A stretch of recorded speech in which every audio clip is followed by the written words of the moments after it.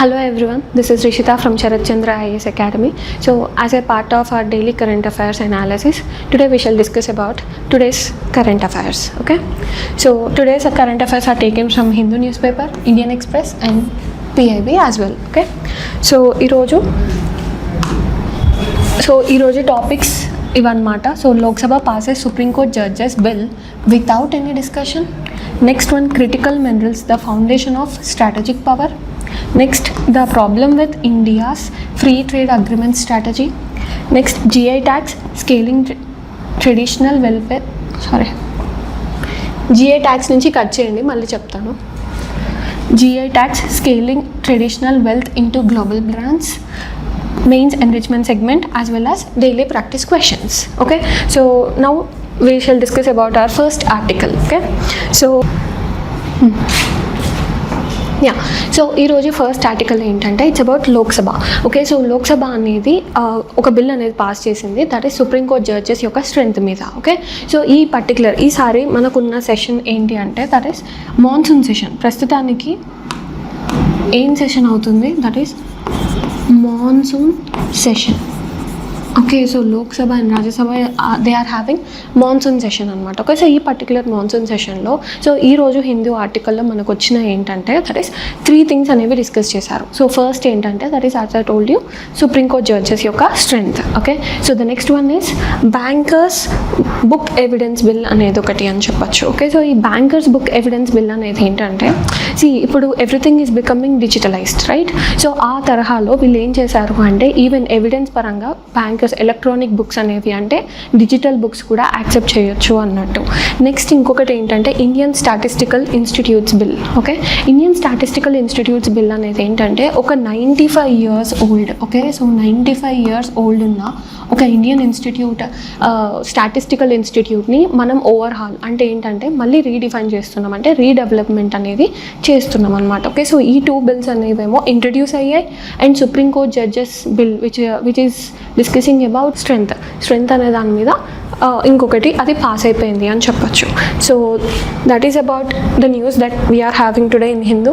So ఈ తరహాలో మనం ప్రిలిమ్స్లో ఏం గుర్తుపెట్టుకోవాలి, సో ఇక్కడ మనకి ఈ ఆర్టికల్లో అడ్జాయిన్మెంట్ అని ఒక కాన్సెప్ట్ అనేది వచ్చింది.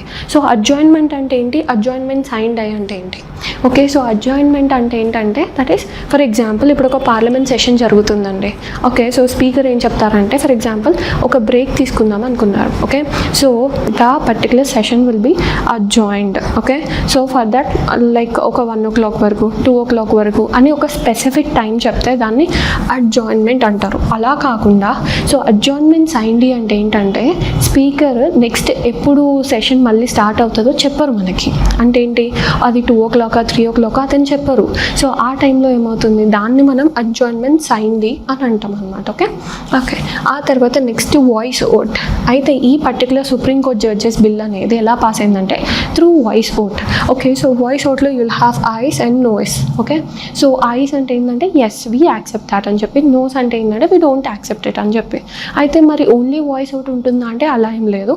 కొన్నిసార్లు ఏమవుతుందంటే సీక్రెట్ బ్యాలెట్ సిస్టమ్ కూడా యూజ్ చేస్తారు. ఆ టైంలో ఏంటంటే మీరు సీక్రెట్గా ఓటేస్తారు, no one knows to whom you voted. Okay, అది కాకుండా కొంతమంది ఇంకో అప్రోచ్ వాడతారు. ఇంకొకటి ఏంటి అంటే that is distribution of slips. Okay, so first ఏమన్నాను నేను, that is secret ballot system అనేది ఒకటి ఉంటుంది. నెక్స్ట్ ఇంకోటి ఏంటి, దట్ ఈస్ డిస్ట్రిబ్యూషన్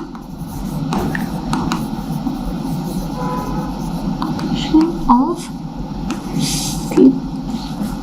స్లిప్స్ అనేది ఒకటి ఉంటుంది. ఓకే, సో డిస్ట్రిబ్యూషన్ ఆఫ్ స్లిప్స్లో ఏంటంటే వాళ్ళు మనకి ఇట్లా డిస్ట్రిబ్యూట్ చేస్తారు స్లిప్స్, అందులో మీరు ఓటేస్తారు. ఓకే, సో బట్ ఇప్పుడు సుప్రీంకోర్టు జడ్జెస్ బిల్కి మాత్రం మనం వాయిస్ ఓట్ని వాడాము. Okay, so the next one is the strength of supreme court increased from 34 to 38 including chief justice of India. So ఇప్పుడు ఎగ్జామ్స్లో ఎలా అడుగుతారంటే సో సేమ్ ఇదే ఇస్తారండి, ఇచ్చి 34 to 38 excluding chief justice of India అంటారు. అంటే ఎక్స్క్లూడింగ్ అంటే ఏంటి, చీఫ్ జస్టిస్ ఆఫ్ ఇండియా కాకుండా 38 అని. బట్ అక్కడ అలా కాదు. So including chief justice of India అంటే chief justice of India plus ఇంకొక 37 జడ్జెస్ ఉంటారు అని దాని అర్థం. ఓకే, సో అదొకటి. కాకపోతే మనకి ఇక్కడ ఒకటి రావచ్చు, జ్యుడిషియరీ అనేది ఇండిపెండెంట్గా ఉంటుంది, రైట్? సో మరి ఈ పర్టికులర్ విషయంలో ఏది strength of the supreme court అనేది పార్లమెంట్ ఎలా డిసైడ్ చేస్తుంది? Who gave it parliament to do so, అంటే ఎవరు పవర్ ఇచ్చారు అంటే, so it is under article 124 sub clause 1. So ఈ పర్టికులర్ ఆర్టికల్లో it empowers parliament to increase the strength, okay, of the supreme court అని చెప్పొచ్చు by making a law. Okay, so ఎవరు ఇచ్చారు? త్రూ కాన్స్టిట్యూషన్ వచ్చింది, బట్ నాట్ అ కన్వెన్షన్. అంటే convention అంటే ఏంటి? ఏదో కస్టమ్ పరంగా వెళ్తున్నట్టు కాదు, కాన్స్టిట్యూషన్లో స్పెసిఫై చేసి ఉంది. ఓకే, అలా. ఆ తర్వాత ప్రిలిమ్స్ ట్రాప్. ఓకే, సో నేను ఇక్కడ ప్రిలిమ్స్ ట్రాప్ ఎందుకు చెప్తున్నాను అంటే, సో ఈ మధ్య ప్రిలిమ్స్లలో స్టేట్మెంట్స్ అనేవి చాలా కాంప్లెక్స్ అవుతున్నాయి. ఓకే, సో అందుకు. So Lok Sabha alone cannot increase the number of supreme court judges. అది రాంగ్ అనమాట. ఎందుకంటే లోక్సభ ఒక్కటే కాదు, ఈవెన్ రాజ్యసభ పార్ట్ కూడా ఉంటుంది ఇందులో. Okay, so parliament both the houses by law can increase the strength of the strength under article 124. అంటే ఆర్టికల్ 124 సబ్ క్లాస్ 1 అనేది పార్లమెంట్కి ఇచ్చింది. It is not only restricted for Lok Sabha. Okay, so these are the prelims facts that you need to remember in the exams point of view. Next, mains పరంగా పార్లమెంట్ని మనం ఎలా చదవాలి? Okay, so mains పరంగా పార్లమెంట్ని చదివేటప్పుడు మనకి సిగ్నిఫికెన్స్ అంటే ఇంపార్టెన్స్ ఆఫ్ పార్లమెంట్ తెలియాలి, మనకి ఛాలెంజెస్ ఏంటో కూడా తెలియాలి, in order to have a balanced view, right? So అలా ఇప్పుడు ఫస్ట్ ఏంటంటే parliament is considered as a temple of democracy. Okay, such a beautiful sentence it is. అంటే టెంపుల్ ఆఫ్ డెమోక్రసీ అని ఎందుకు అంటున్నారు? ఇఫ్ యూ అబ్జర్వ్, డెమోక్రసీ అంటే ఏంటండి? Democracy అంటే అరిస్టాటిల్ గారు చెప్పినట్టు we need to have debates and deliberations, right? So we need to have debates and deliberations. So deliberations అంటే డిస్కషన్స్ కదా. సో ఇప్పుడు పార్లమెంట్లో జరిగేది ఏంటి? ఒక పాలసీని మనం కనుక ఒక బిల్ని కనుక లా చేయాలి అనుకున్నప్పుడు ఏమవుతుంది అక్కడ? So some sort of discussions అవుతాయి, సమ్ సార్ట్ ఆఫ్ డిబేట్స్ అవుతాయి. సో అందుకు డెమోక్రసీలో కోరే మనకి డిబేట్స్ అండ్ డెలిబరేషన్స్. అందుకు మనం parliament is considered as a temple of democracy అని అంటారు. ఓకే, ఆ తర్వాత నెక్స్ట్ పార్లమెంట్ ఏంటి? Supreme law making body in India అని చెప్పొచ్చు కదా. సో అదొకటి.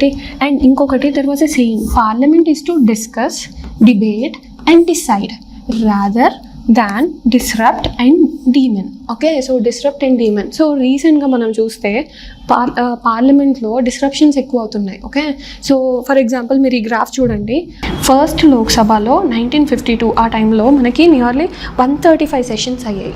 బట్ ఇప్పుడు 17th లోక్సభ చూస్తే మాత్రం మనకి ఎంత 55 days మాత్రమే అయ్యాయి. ఓకే, అంటే ఏంటి? ప్రొడక్టివిటీ ఆఫ్ ద లోక్సభ అనేది తగ్గిపోతుంది. అంటే ఏంటి? ప్రొడక్టివిటీ తగ్గిపోతుంది అంటే ఏంటి? డెమోక్రసీ అనేది కూడా తగ్గే అవకాశం ఉంటుంది. ఎందుకంటే మనకు కావాల్సిన డిబేట్స్ కానీ డెలిబరేషన్స్ కానీ అవ్వట్లేదు బిల్స్ మీద, రైట్? సో అలా అనమాట. So reduction of productivity. Okay, so there is a reduction of productivity of parliament అని చెప్పొచ్చు. సో అలా రిడక్షన్ అవ్వకూడదు. రిడక్షన్ అయితే ఏమవుతుంది అంటే, ఫర్ ఎగ్జాంపుల్ ఇప్పుడు ఫార్మర్ లాస్ వచ్చాయా? సో ఇప్పుడు ఫార్మర్ లాస్ ఏంటండి?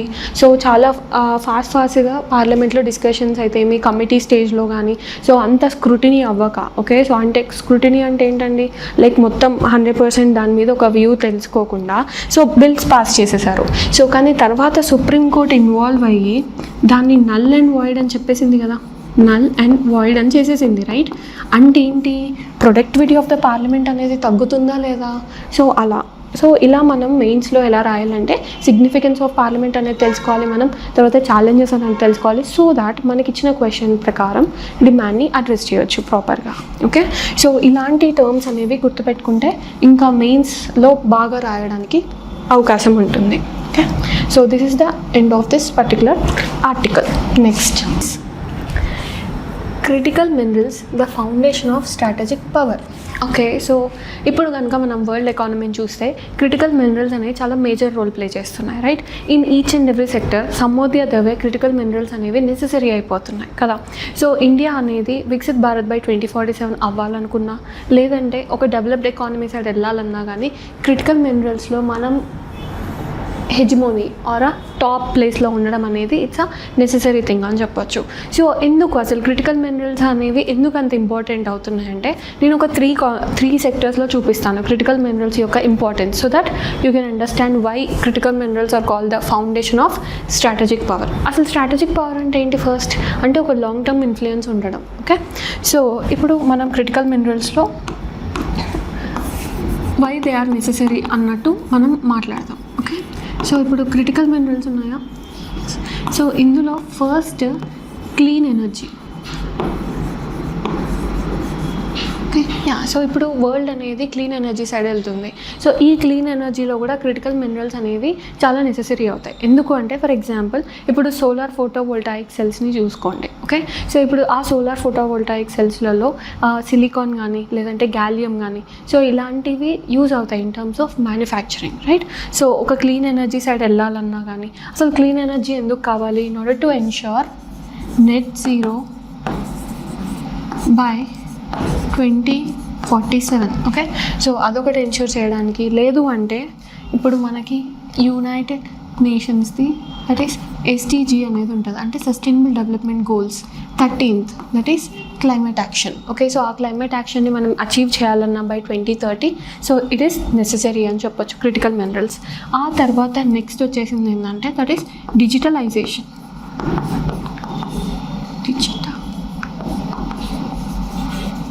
ఓకే, సో డిజిటలైజేషన్లో ఎలా? ఇప్పుడు చూడండి everything is becoming AI, right? So even మనం ఇప్పుడు చాట్‌జిపిటిని కూడా ఫ్రీక్వెంట్గా యూస్ చేస్తున్నాం కదా. So it became a part of our life. So వాటికి సంబంధించిన chips, okay, so semiconductors అవ్వచ్చు లేదంటే చిప్ ఇండస్ట్రీస్ అవ్వచ్చు. సో అలాంటి వాటిల్లో కూడా క్రిటికల్ మినరల్స్ది చాలా రోల్ ఉంటుంది అని చెప్పొచ్చు, right? So after that defence. So ఈ డిఫెన్స్లో ఎలా అంటే ఇప్పుడు మనకు తెలుసు ఇప్పుడు వరల్డ్లో మనకి అన్సర్టనిటీ అనేది చాలా పెరిగింది. మనం మొన్ననే ఆపరేషన్ సింధూర్ అనేది కూడా ఒకటి చేసాం. అంటే ఏంటి? Upgradation of defence is very necessary in order to ensure peace in the country కదా.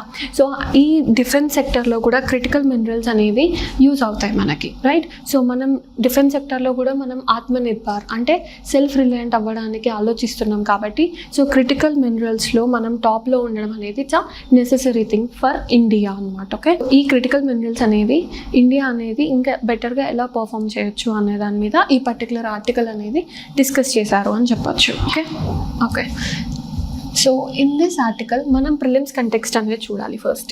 ఓకే, సో అసలు ప్రిలిమ్స్ కంటెక్స్ట్లో మనం ఏమేమి తెలుసుకోవాలి in terms of critical minerals.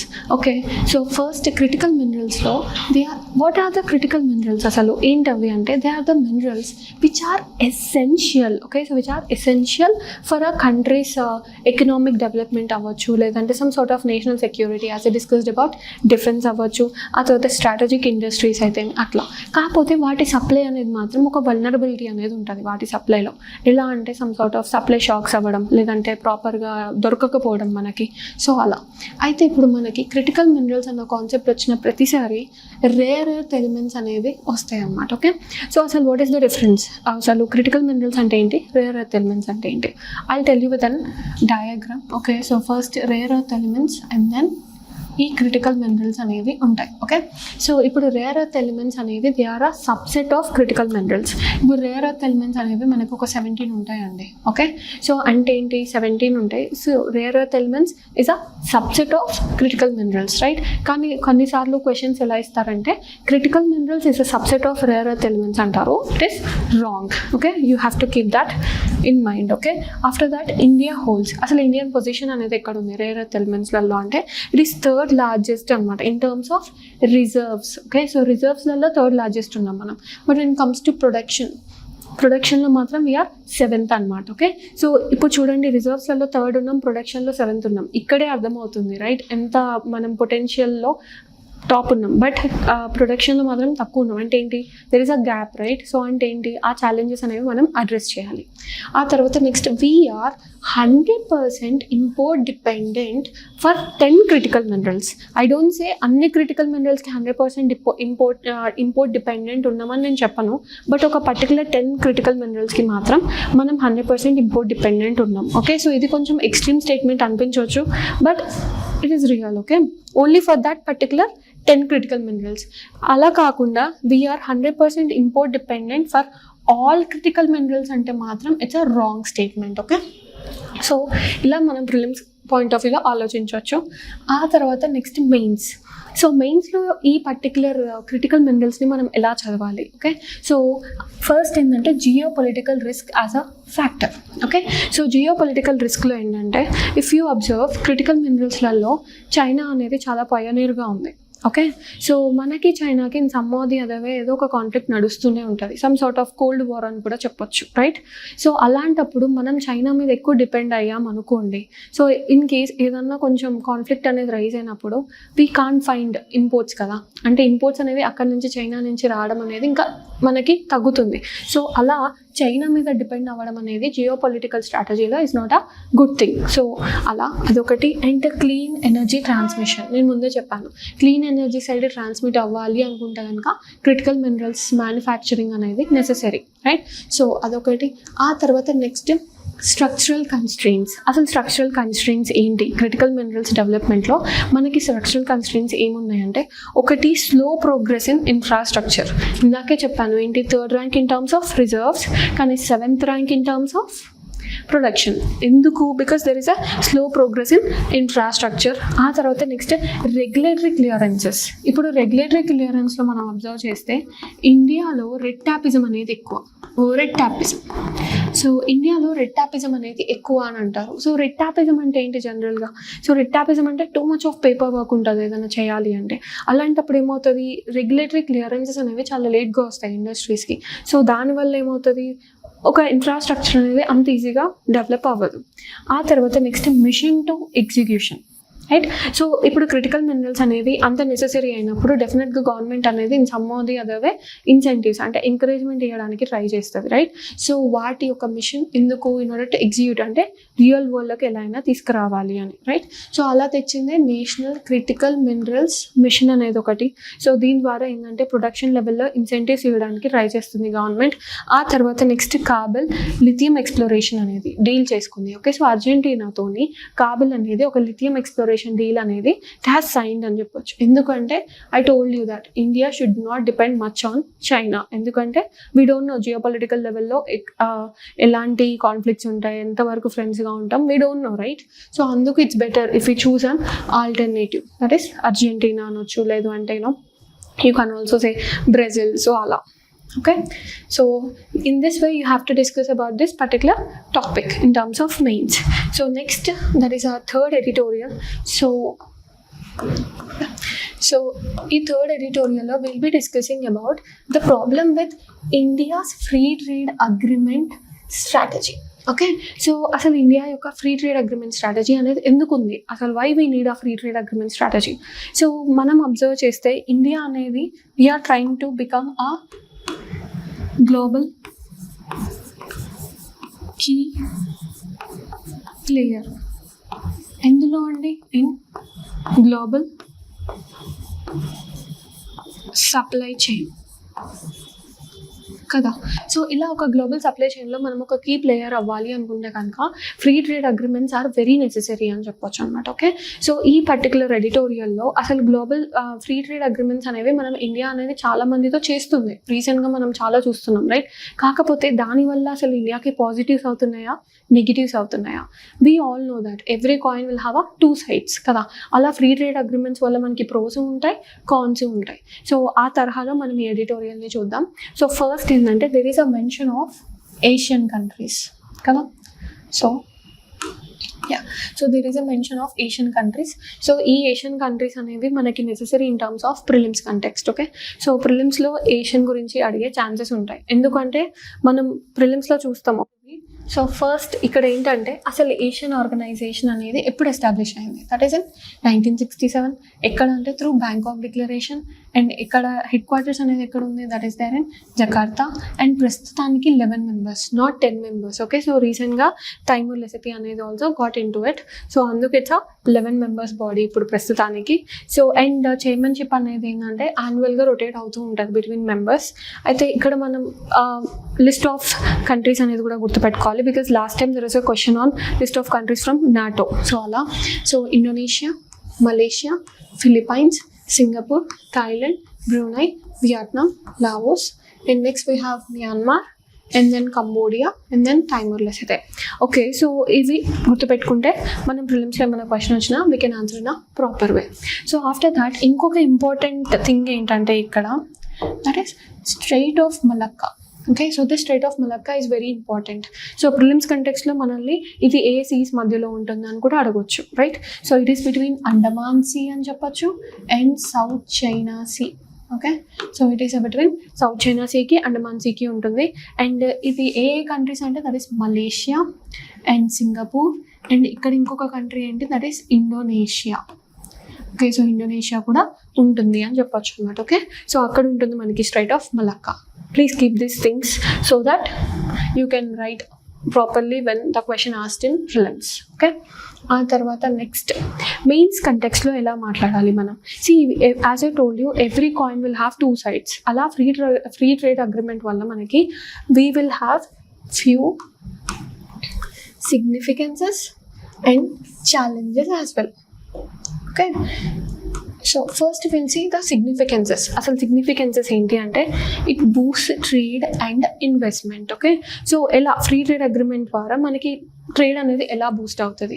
So ఈ పాయింట్స్ అనేవి will discuss with examples. Okay, see for example ఇప్పుడు free trade agreement ద్వారా ఏమవుతుంది మనకి, సో ట్రేడ్ టారిఫ్స్ అనేవి తగ్గుతాయి, రైట్? సో టారిఫ్స్ అనేవి తగ్గుతాయి. కొన్నిసార్లు అసలు టారిఫే ఉండదు కొన్ని ప్రోడక్ట్స్కి. ఫర్ ఎగ్జాంపుల్ ఇండియన్ చాక్లెట్ అనేది ఒకటి 10 రూపీస్ అనుకుందాం. Okay, so but free trade agreement అవ్వకముందు మనకి టారిఫ్ అంటే ఇట్స్ ఫీజ్ అనమాట. ఓకే, సో ఫీజ్ అనేది ఒక 5 రూపీస్ ఛార్జ్ చేయడం జరిగింది. అప్పుడు ఏమవుతుంది, చాక్లెట్ అనేది ఇట్ విల్ బి 15 రూపీస్ కదా. సో 15 రూపీస్ అయినప్పుడు ఏంటి, అక్కడ పీపుల్ కొనడం అనేది తగ్గొచ్చు ఎందుకంటే కాస్ట్ ఎక్కువ కాబట్టి. అలా కాకుండా ఇప్పుడు ఫ్రీ ట్రేడ్ అగ్రిమెంట్ ద్వారా ఏమైంది, టారిఫ్ అనేది తీసేశారు. అప్పుడు ఎంతకు వస్తుంది ఆ చాక్లెట్, జస్ట్ 10 రూపీస్కి వస్తుంది, రైట్? సో అప్పుడేమవుతుంది అంటే ఎక్కువ మంది కొనుక్కునే అవకాశం ఉంటుంది, దానివల్ల మన ట్రేడ్ పెరుగుతుంది కదా, రైట్? సో అలా ఆ తర్వాత దానివల్ల ఏమవ్వచ్చు, ఎకనామిక్ గ్రోత్ అవ్వచ్చు. తర్వాత నెక్స్ట్ జాబ్ క్రియేషన్ అయ్యే ఛాన్స్ ఉంటుంది. జాబ్ క్రియేషన్ ఎలా అవ్వచ్చు, ఇప్పుడు టారిఫ్స్ తగ్గాయండి, సో అప్పుడు జస్ట్ 2 చాక్లెట్స్ పంపించేసాం 30 రూపీస్వి, రైట్? 2 చాక్లెట్స్, కానీ ఇప్పుడు 3 పంపించవచ్చు కదా, రైట్? సో ఎందుకంటే ఎక్కువ మంది కొంటున్నారు 10 రూపీస్ కాబట్టి. సో అప్పుడు ఏమవుతుంది, ఎక్కువ ప్రొడ్యూస్ చేయాలి. ఎక్కువ ప్రొడ్యూస్ చేయాలంటే ఏంటి, ప్రొడక్షన్ లెవెల్లో జాబ్ క్రియేషన్ అవుతుంది కదా. సో అలా తర్వాత కన్జ్యూమర్ బెనిఫిట్స్. ఈ పర్టికులర్ కన్జ్యూమర్ బెనిఫిట్స్ని మనం సౌత్ కొరియాతో డిస్కస్ చేద్దాం. ఓకే, సో ఇప్పుడు సౌత్ కొరియా అనేది ఏంటి, it is known for it's automobile industry కదా. సో ఇప్పుడు ఆటోమొబైల్ ఇండస్ట్రీలో ఫర్ ఎగ్జాంపుల్ మనకి ఫ్రీ ట్రేడ్ అగ్రిమెంట్ ఉంది. ఓకే, అప్పుడు ఏమవుతుంది, సో టారిఫ్ ఛార్జెస్ లేకుండానే మనకి కార్స్ అనేవి వస్తాయి. అప్పుడు ఏమవుతుంది, సో 10 lakhsకి రావాల్సిన కార్ మేబీ టారిఫ్ ఛార్జెస్ లేకపోవడం వల్ల నీకు 8 lakhsకి రావచ్చు. దానివల్ల ఇండియన్ కన్జ్యూమర్స్ బెనిఫిట్ అవుతారా అవ్వరా, దే కెన్. అలా ఆ తర్వాత next technology and knowledge transfers కూడా అవుతూ ఉంటాయి. తర్వాత స్ట్రాంగర్ గ్లోబల్ ఇంటిగ్రేషన్ అంటే ఏంటి, 1 వరల్డ్ 1 ఎకానమీ సైడ్ మనం వెళ్ళే ఛాన్సెస్ ఉంటాయి. సో అలా ఆ తర్వాత మరి ఛాలెంజెస్ ఏంటి, సో ఇందాక చాక్లెట్ ఎగ్జాంపులే మనం ఇక్కడ ఆపోజిట్ వాడదాం. ఏంటంటే థ్రెట్ టు డొమెస్టిక్ ఇండస్ట్రీస్. ఇప్పుడు ఫర్ ఎగ్జాంపుల్ ఏషియన్ చాక్లెట్స్ అనేవి ఇండియాలోకి వస్తున్నాయి. ఓకే, సో సేమ్ 10 రూపీస్ ఉంటుంది, కానీ మనం టారిఫ్ వేసి దాన్ని 15 రూపీస్ చేసాం. ఓకే, సో ఇప్పుడు ఏమైంది, ఫ్రీ ట్రేడ్ అగ్రిమెంట్ ద్వారా 5 రూపీస్ అనేది తీసేయాల్సి వచ్చింది. అంటే ఏంటి, 10 రూపీస్ వస్తుంది. సో ఇప్పుడు ఏషియన్ చాక్లెట్ అనేది 10 రూపీస్కి వస్తుంది అనుకుందాం, బట్ ఇండియన్ చాక్లెట్ అనేది 15 రూపీస్ ఉంది కాస్ట్ ఇక్కడ. ఓకే, సో అలాంటప్పుడు ఏమవుతుంది, సో అందరూ 10 రూపీస్ ఉన్న చాక్లెట్ కొనుక్కోవడానికే ఇష్టపడతారు. అంటే ఏంటి, there is a threat to domestic ఇండస్ట్రీసే కదా. సో దానివల్ల ఐదర్ వాళ్ళ ప్రోడక్ట్ని 10 రూపీస్ కన్నా తెచ్చుకోవాలి వాళ్ళు, లేదు అంటే ఇండస్ట్రీస్ అన్నా క్లోజ్ చేసుకోవాల్సి వస్తుంది. అలా ఇంకొకటి ట్రేడ్ డెఫిసిట్ రిస్క్. ఈ పర్టికులర్ ట్రేడ్ డెఫిసిట్ రిస్క్ని ఈ ఎడిటోరియల్లో ఏషియన్ గురించి ఇచ్చారు కదా, సో దాంతో మాట్లాడదాం మనం. ఓకే, సో ఇప్పుడు ప్రస్తుతానికి 2025లో మనకి ట్రేడ్ బ్యాలెన్స్ అనేది -51.23 ఉంది. ఓకే, సో అంటే ఏంటి అర్థం, అసలు ట్రేడ్ డెఫిసిట్ అంటే ఏంటి. ట్రేడ్ డెఫిసిట్ అంటే ఇప్పుడు ఈ పర్టికులర్ ఎగ్జాంపుల్లో ASEAN countries, okay, so ASEAN countries అనేది 100 ప్రొడక్ట్స్ పంపిస్తే ఇండియా మాత్రం జస్ట్ ఒక 49 ప్రొడక్ట్స్ మాత్రమే ఏషియన్కి పంపిలేస్తున్నాయి. అంతే. సో అంటే అర్థం ఏంటి? సో ఏషియన్ కంట్రీస్ అనేవి మనకు 100 పంపిస్తున్నాయి, ఇండియా మాత్రం జస్ట్ 49 పంపిస్తున్నాయి. దానివల్ల ఏంటి, ట్రేడ్ బ్యాలెన్స్ అనేది మిస్ మ్యాచ్ అయింది కదా. అంటే ఏంటి, వాళ్ళు ఎక్కువ యూజ్ చేసుకుంటున్నారు ఈ ఫ్రీ ట్రేడ్ అగ్రిమెంట్ని మనతో పోలిస్తే. So that is called trade deficit risk అనమాట. ఓకే, సో తర్వాత job losses in sensitive sectors. Job losses in sensitive sectors అంటే వాట్ డస్ ఇట్ మీన్? ఇప్పుడు ఫర్ ఎగ్జాంపుల్ మనకి టాయ్ ఇండస్ట్రీని చూద్దాం. ఓకే, సో టాయ్ ఇండస్ట్రీలో ఎక్కువ శాతం మనకి చైనా కనిపిస్తుంది, లేదంటే some of the other ASEAN countries కనిపిస్తూ ఉంటాయి, రైట్? సో దానివల్ల ఏమవుతుంది, ఇప్పుడు కొండపల్లి టాయ్స్ అనేవి ఉంటాయి మనకి కదా. సో ఎప్పుడైతే ఈ పర్టికులర్ ఏషియన్ కంట్రీస్ నుంచి కానీ చైనా నుంచి కానీ వచ్చినప్పుడు ఏమవుతుంది, వాటివి చాలా తక్కువ ఉంటాయి cost.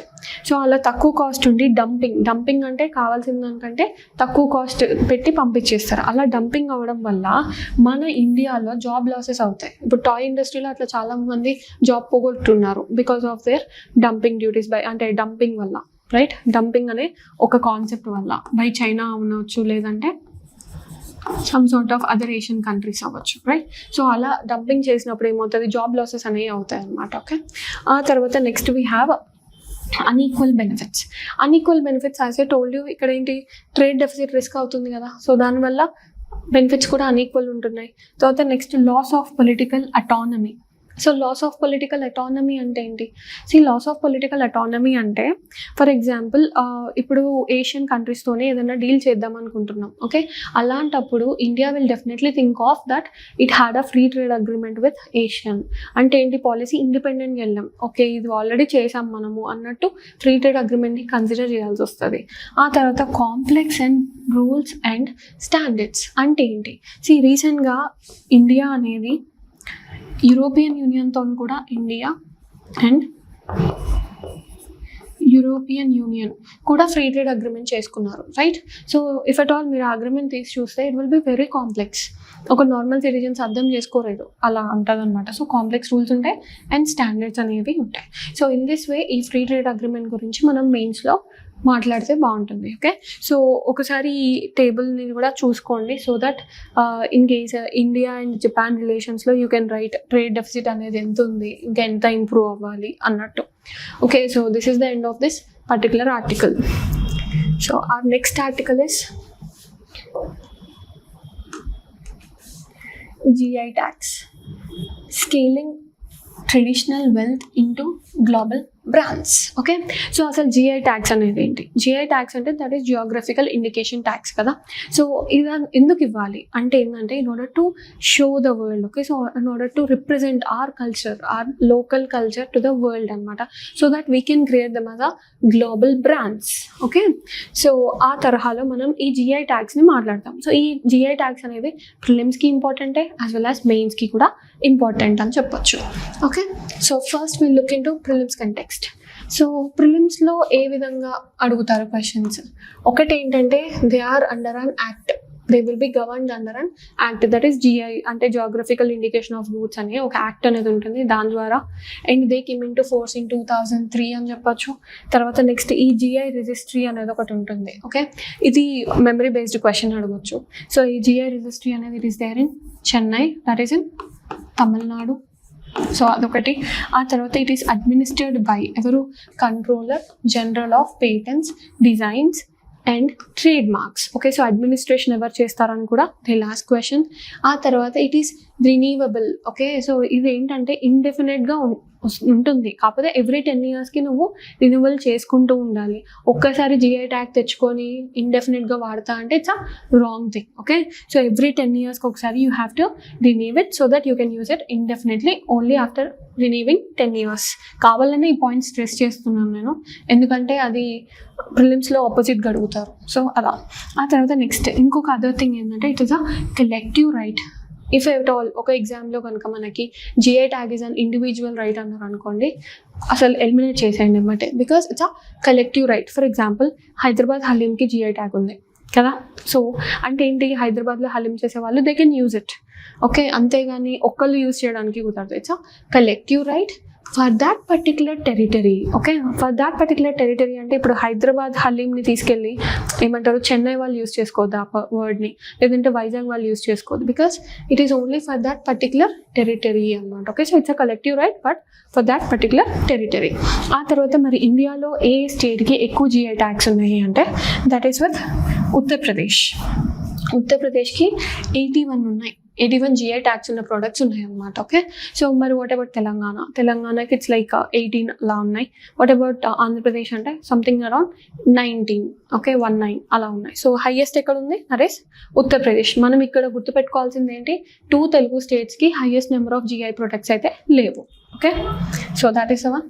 So in this way we have to discuss, అంటే we have to remember about prelims concepts. ఆ తర్వాత next mains context. Okay, so mains కంటెక్స్లో మనం ఏం మాట్లాడాలి, see this picture, I have taken this picture from PIB అనమాట. Okay, so చాలా బాగా అనిపించింది నాకు ఈ పిక్చర్, అందుకే యాడ్ చేద్దామని యాడ్ చేశాను. సో ఇందులో ఏంటంటే దిస్ ఏదా the power of GI tag, power అనొచ్చు, లేదంటే సిగ్నిఫికెన్స్ జనరల్గా అందరూ వాడతారు టర్మ్ని. So power of GI tags అనేది కొంచెం బాగుంది కదా టర్మ్, అలా. So it empowers local communities. ఎలా ఎంపవర్ చేస్తుంది అంటే, ఫర్ ఎగ్జాంపుల్ ఇప్పుడు కొండపల్లి టాయ్స్ ఉన్నాయి, రైట్? సో ఈ కొండపల్లి టాయ్స్లో ఏంటి, అక్కడ ఉన్న లోకల్ కమ్యూనిటీస్కి బెటర్ లైవ్లీహుడ్ వచ్చినట్టే కదా, ఇన్ కేస్ వాటికి జిఐ ట్యాగ్స్ వచ్చి గ్లోబల్ లెవెల్లో అవి కనుక మనకి ఇంక్రీజ్ అవుతాయి అంటే ఒక type of importance or recognition I can say. So recognition వచ్చింది అనుకోండి, సో అప్పుడు ఏంటి, లోకల్ కమ్యూనిటీస్కి ఎంపవర్మెంట్ ఉంటుంది, ఎందుకంటే ప్రొడక్షన్ పెరుగుతుంది. సో అలా ఇంప్రూవ్స్ రూరల్ డెవలప్మెంట్, ఇన్ఫ్రాస్ట్రక్చర్ అనేది క్రియేట్ అవుతుంది. తర్వాత it boost exports, right? So even exports కూడా బూస్ట్ అవుతాయి మనకి అలా. తర్వాత next it conserves biodiversity. Okay, so అదొకటి. తర్వాత preserves traditional knowledge and culture. So ఇప్పుడు పోచంపల్లి ఇక్కత్ ఉంది, సో అదొక ట్రెడిషనల్ నాలెడ్జ్ ఉంటుంది దానికంటూ కదా, దానికంటూ పద్ధతి ఉంటుంది, దానికంటూ ఒక నాలెడ్జ్ ఉంటుంది. దాన్ని తెలుసుకుంటేనే మనం డెవలప్ చేయలేస్తాం. దానివల్ల ఏమవుతుంది, అలా ప్రిజర్వేషన్కి కూడా హెల్ప్ అవుతుంది మనకి. తర్వాత క్రియేట్స్ లోకల్ ఎంప్లాయ్మెంట్. ఇప్పుడు పోచంపల్లి ఇక్కత్ వల్ల ఎంతమంది విమెన్కి జాబ్ వచ్చి ఉంటుంది లోకల్ లెవెల్లో. సో అలా మనం వల్నరబుల్ సెక్షన్స్కి కూడా ఎంప్లాయ్మెంట్ ఇచ్చినట్టు ఉంటుంది అండ్ బెటర్ లైవ్లీహుడ్ ఎన్ష్యూర్ చేసినట్టు ఉంటుంది. So this is the power of GI tags that they had. Okay, so in this way we have to discuss GI tags in terms of means context. Okay, so aa tarvata next we have this segment. Okay, so ninnana cheppanu every day I'll have this mains enrichment segment అనేది ఒకటి తీసుకొస్తాను అని, so that you can right very good answers in your mains. Okay, so అందరిలా కాదు, ఒక యూనిక్నెస్లో రాయాలి అంటే కనుక మనకు ఒక థర్డ్ లాంగ్వేజ్ అనేది రావాలి. సో ఆ తరహాలో నేను ఈ కాన్సెప్ట్ని తీసుకొచ్చాను. సో ఫస్ట్ ఏంటంటే ఇట్స్ డిస్రప్టివ్ ఎరా. ఫస్ట్ ఏంటి, అది ఫస్ట్ వర్డ్ ఏంటి ఈరోజు అంటే దట్ ఈస్ డిస్రప్టివ్ ఎరా. డిస్రప్టివ్ ఎరా అంటే ఏంటంటే చాలా సడన్గా అయిపోయింది. Okay, so something like rapid and significant change వచ్చింది అనుకోండి, rather than saying this whole statement. Okay, so ఈ మొత్తం స్టేట్మెంట్ చెప్పడం కంటే జస్ట్ ఒక 2 wordsలో ఇలా రాసేయచ్చు. అలా రాస్తే ఏమవుతుంది, ఇప్పుడు మెయిన్స్లలో జనరల్గా వర్డ్ లిమిట్ ఉంటుంది, రైట్? సో మనకి ఎంత నాలెడ్జ్ తెలిసినా ఆ పర్టికులర్ వర్డ్ లిమిట్లోనే రాయాల్సి వస్తుంది. సో అప్పుడు జస్ట్ ఈ 2 wordsని రాసేయండి. So that will be a good thing. So ఆ తర్వాత next larger bottleneck. Okay, so larger bottleneck అంటే ఏంటంటే, ఇది నేను ఒక ఎగ్జాంపుల్తో చెప్తాను బికాస్ బెటర్ అండర్స్టాండింగ్ వస్తుంది.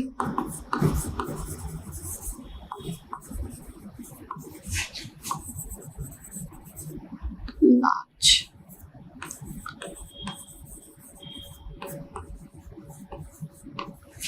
to clean environment. సో నేనేం రాసాను, that is fossil fuels are a large bottleneck to clean environment. Okay, so అంటే ఏంటి, అసలు లార్జర్ బాటిల్ నెక్ అంటే it's a major obstacle or a constraint or a power of congestion అని చెప్పొచ్చు అనమాట. Okay, so rather than saying all this I can just say fossil fuels are just ఏమంటారు like obstacle అనమాట, major obstacle to clean environment. So just ఒక 4-5 wordsలో అయిపోతుంది, అలా use చేయొచ్చు. Next riparian states. Okay, so riparian states అంటే ఏంటి, riparian states అనేవి ఇది మనం పాలిటీలో అలా వాడవచ్చు. ఓకే, పాలిటీ సెక్యూరిటీలో కూడా వాడవచ్చు. సారీ,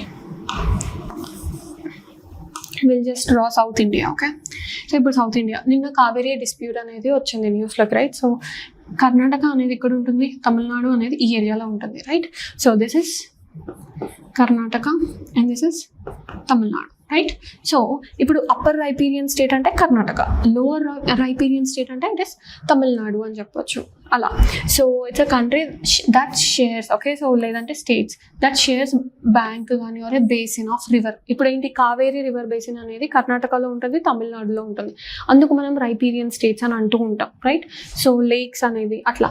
సో ఇట్లా పెద్ద స్టేట్మెంట్స్ రాయడం కంటే you can just write by just two వర్డ్స్లో రాసేయచ్చు అలా. So that is the one. ఆ తర్వాత ఈరోజు quote of the day.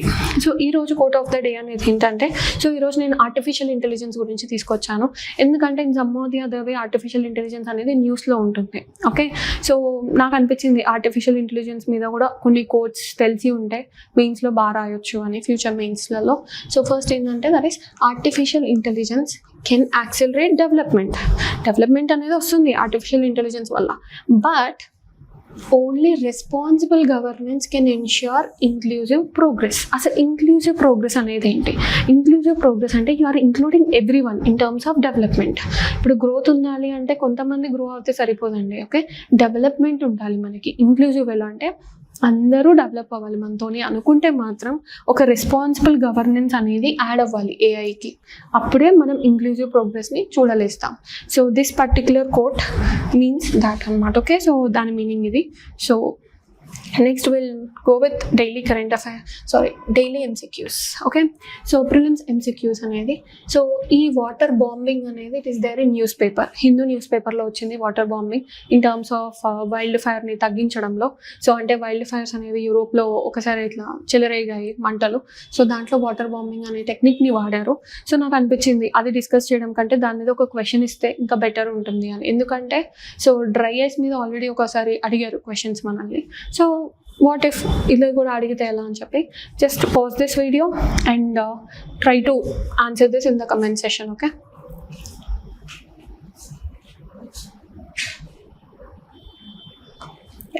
So next question అనేది I brought about this adjournment motion అనమాట, ఓకే. సో ఈ పర్టికులర్ అడ్జాయిన్మెంట్ మోషన్ మీద కూడా క్వశ్చన్స్ అడగవచ్చు, ఎందుకంటే పార్లమెంట్లో రీసెంట్గా అడ్జాయిన్మెంట్ అయితే ఏంటి, some of the other disruptions అనేవి బాగా జరుగుతున్నాయి.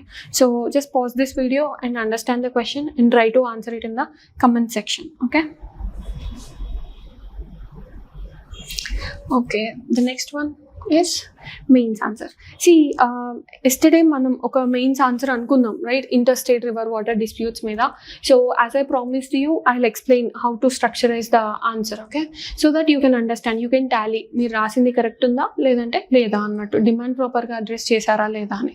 సో నిన్నటి క్వశ్చన్ ఏంటి మనకి, interstate river water disputes in India are not merely legal conflicts but also reflect challenges of cooperative federalism, climate change, sustainable water governance, right. So ఈ తరహాలో first మనం intro అనేది బర్నింగ్ ఇష్యూ కావేరీ డిస్ప్యూట్ ఉంది కాబట్టి so దాంతో start చేయొచ్చు మనం.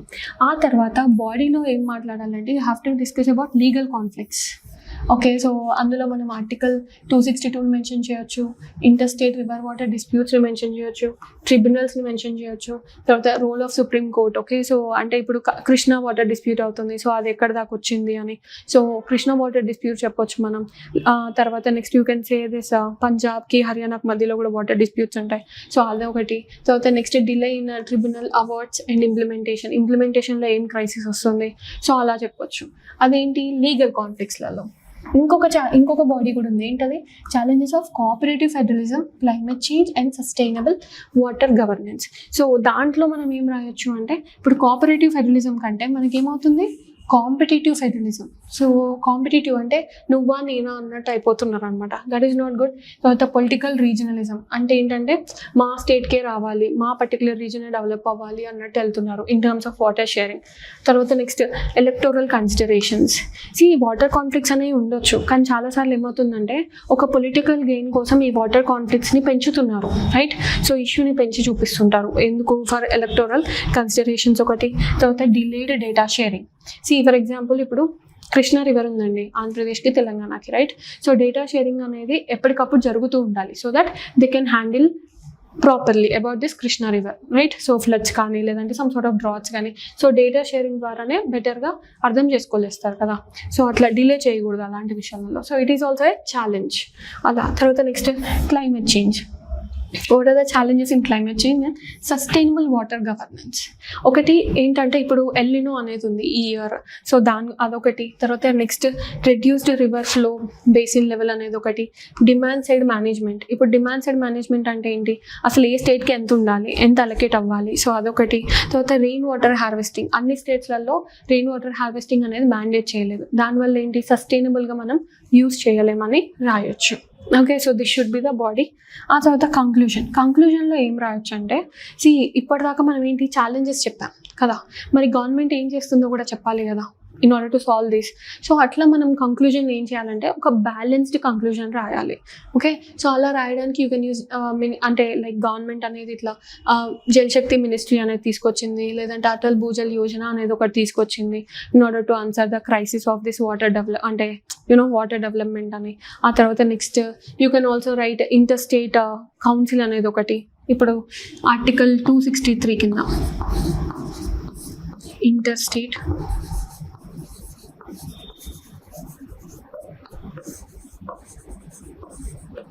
So inter state council అనేది తీసుకొచ్చింది, so that they can solve the conflicts in a proper way. So అలా మనము ఈ పర్టికులర్ క్వశ్చన్ని ఆన్సర్ చేయొచ్చు. ఆ తర్వాత next so today's mains question ఏంటంటే, so what are critical minerals, why are they strategically important for India, and discuss major challenges in ensuring their sustainable exploration and supply. So ఇందులో ఏంటి ఇంట్రొడక్షన్లో you can write critical minerals అంటే ఏంటో రాయొచ్చు మనం. తర్వాత next ప్రాపర్గా డిమాండ్స్, ఇక్కడ 2 డిమాండ్స్ ఉన్నాయి ఈ పర్టికులర్ క్వశ్చన్లో. సో ఈ 2 డిమాండ్స్ని కూడా ప్రాపర్గా అడ్రస్ చేస్తే మనం ఒక డీసెంట్ వేలో ఆన్సర్ని రాసామని చెప్పొచ్చు అనమాట. ఓకే, సో ఈ క్వశ్చన్ని డీటెయిల్గా I discuss tomorrow. Thank you. This is Sharath Chandra IAS Academy, your dream, our mission.